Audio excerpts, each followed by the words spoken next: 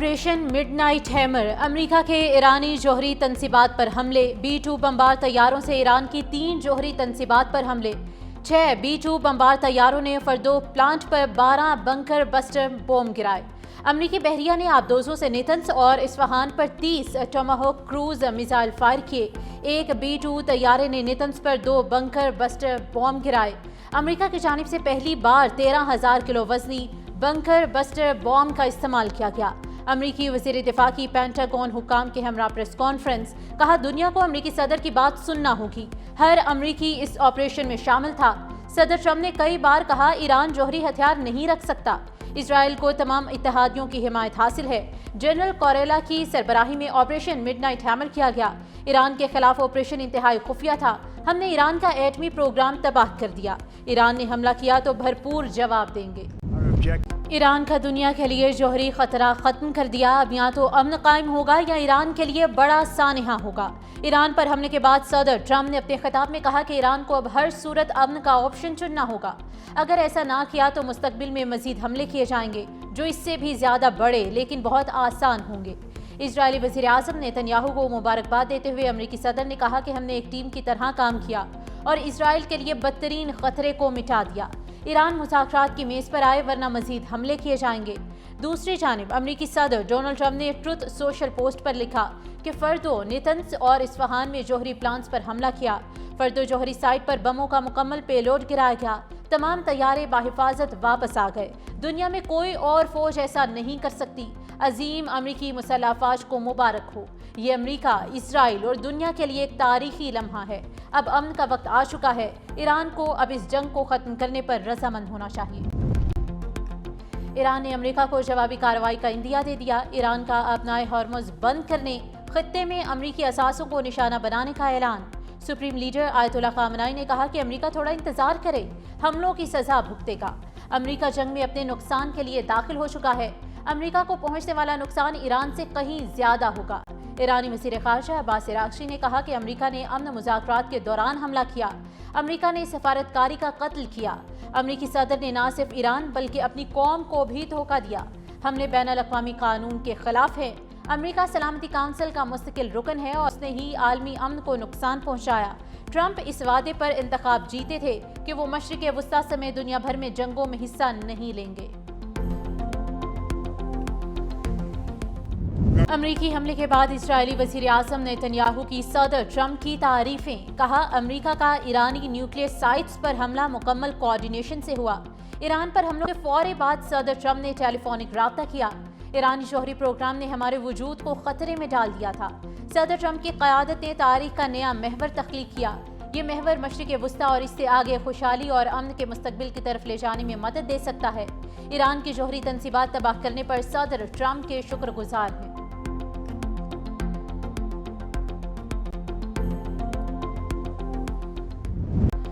امریکی حملے کے بعد ایران کا صہیونی ریاست پر جوابی حملہ، اسرائیلی دارالحکومت تل ابیب اور حائفہ سمیت مختلف شہروں پر 40 بیلسٹک میزائل داغ دیے۔ خیبر میزائلوں کی فوٹیج بھی جاری۔ تل ابیب اور حائفہ سمیت 10 سے زائد مقامات دھماکوں کی آوازوں سے گونج اٹھے۔ ہر طرف تباہی، 2 درجن سے زائد اسرائیلیوں کی ہلاکت کی اطلاعات، 86 اسرائیلی شہری زخمی ہوئے۔ اسرائیلی شہر اور قصبات سائرن کی آوازوں سے گونجتے رہے۔ اسرائیل کی جانب سے بھی ایران کے مغربی علاقوں کو نشانہ بنانے کا دعویٰ۔ ایرانی میڈیا نے اسرائیلی حملے کی تصدیق کر دی۔ اسرائیلی فوج کا 2 ایرانی ڈرونز مار گرانے کا بھی دعویٰ۔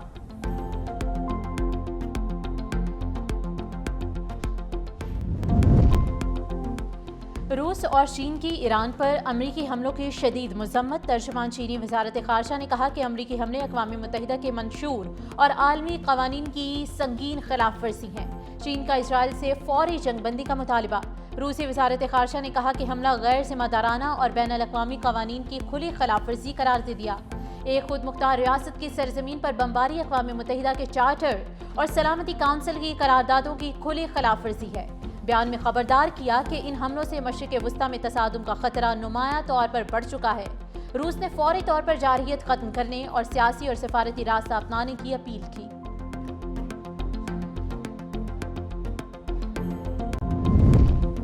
برطانیہ، آسٹریلیا اور نیوزی لینڈ بھی امریکہ کے ہم نوا۔ برطانوی وزیر اعظم کیئر سٹارمر کی ایران پر امریکی حملے کی حمایت۔ ایران سے مذاکرات کی میز پر واپس آنے کا بھی مطالبہ، کہا ایران کو کبھی بھی جوہری ہتھیار تیار کرنے کی اجازت نہیں دی جا سکتی۔ امریکہ نے اس خطرے کو کم کرنے کے لیے کارروائی کی۔ آسٹریلیا اور نیوزی لینڈ کا بھی امریکی حملے کی مذمت سے گریز۔ آسٹریلیا کی جانب سے کہا گیا ہے کہ ایران کا جوہری اور میزائل پروگرام عالمی امن کے لیے خطرہ ہے۔ نیوزی لینڈ کے وزیر خارجہ کا مشرق وسطی میں کشیدگی کم کرنے کے لیے سفارتکاری پر زور۔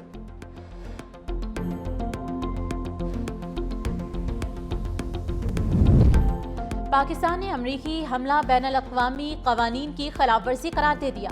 وزیر اعظم شہباز شریف کا ایران کے صدر مسعود پزشکیان سے ٹیلی فونک رابطہ۔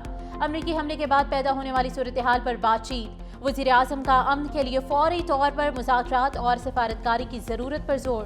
ترجمان دفتر خارجہ نے کہا کہ خطے میں کشیدگی اور تشدد میں اضافہ انتہائی تشویشناک ہے۔ مزید کشیدگی کے سنگین علاقائی اور عالمی اثرات ہو سکتے ہیں۔ ایران کو اقوام متحدہ کے چارٹر کے تحت اپنے دفاع کا حق حاصل ہے۔ شہری جان و مال کا تحفظ یقینی بنایا جائے۔ پاکستان کا مشرق وسطی میں کشیدگی کم کرنے کے لیے تمام فریقین سے بین الاقوامی قوانین کی پاسداری کا بھی مطالبہ، کہا بحران کا واحد حل اقوام متحدہ کے منشور کے مطابق مذاکرات اور سفارتکاری ہے۔ جوہری تنصیبات کو پہلے ہی خالی کرا لیا تھا، نیوکلیئر سائٹس میں کوئی مواد نہیں تھا جو تابکاری اخراج کا باعث بنے۔ ایرانی جوہری ادارے کے فردو اصفہان اور نیتنز کی جوہری تنصیبات پر امریکی حملے کی تصدیق، کہا پرامن جوہری تنصیبات پر حملے UN چارٹر اور بین الاقوامی قانون کی خلاف ورزی ہیں۔ دوسری جانب عالمی ایٹمی توانائی ایجنسی کا کہنا ہے کہ امریکی حملے کے بعد سعودی عرب یا خلیجی ممالک کے ماحول میں تابکار عناصر کی موجودگی پائی گئی۔ سعودی عرب کے جوہری ریگولیٹر کے بھی اس قسم کی تابکاری نہ ہونے کی تصدیق۔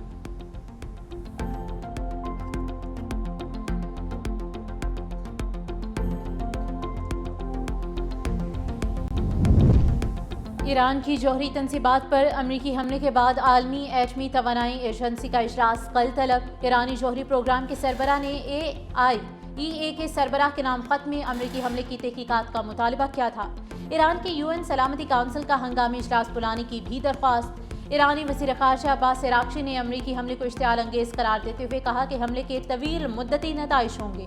اقوام متحدہ کے ہر رکن کو اس انتہائی خطرناک، غیر قانونی اور مجرمانہ طرز عمل پر تشویش میں مبتلا ہونا چاہیے۔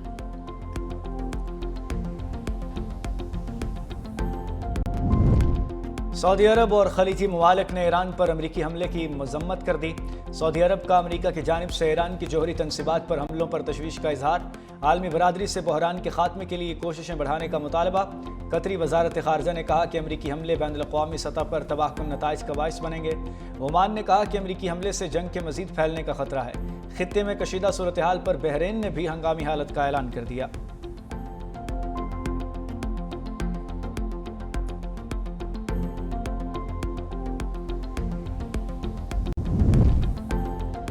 ایران حملے کے خلاف امریکی ارکان پارلیمنٹ بھی چیخ اٹھے۔ ڈیموکریٹ کی رکن کانگریس سارا جیکبس نے ایران پر امریکی حملہ غیر آئینی قرار دے دیا۔ ان کا کہنا ہے کہ ٹرمپ کا ایران پر حملہ خطرناک اشتعال انگیزی ہے جو امریکہ کو ایک اور خطرناک جنگ میں دھکیل سکتا ہے۔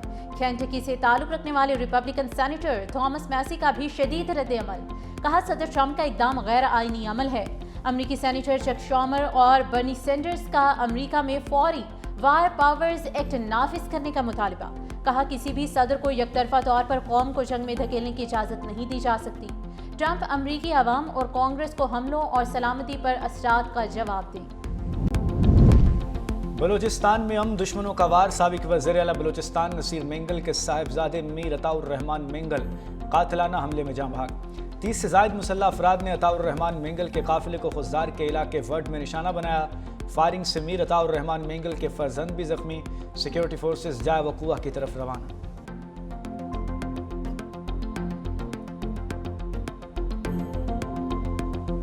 اور سمیت پنجاب میں بادلوں کے ڈیرے، مختلف شہروں میں وقفے سے ابر رحمت۔ درجہ حرارت میں کمی، راولپنڈی، گجرانوالہ، سیالکوٹ، نارووال، شیخوپورہ، حافظ آباد، خوشاب، میاں والی سمیت کئی شہروں میں بارش کے بعد گرمی کا زور ٹوٹ گیا۔ ہری پور، بونیر، کوہاٹ اور باجوڑ میں بھی کھل کر بادل برسے۔ گزشتہ رات کراچی کے مختلف علاقوں میں بھی بوندا باندی۔ چھٹی کے روز شہری سہانے موسم کا مزہ لینے سی ویو پہنچ گئے۔ محکمہ موسمیات کی آج بھی بوندا باندی کی پیشگوئی۔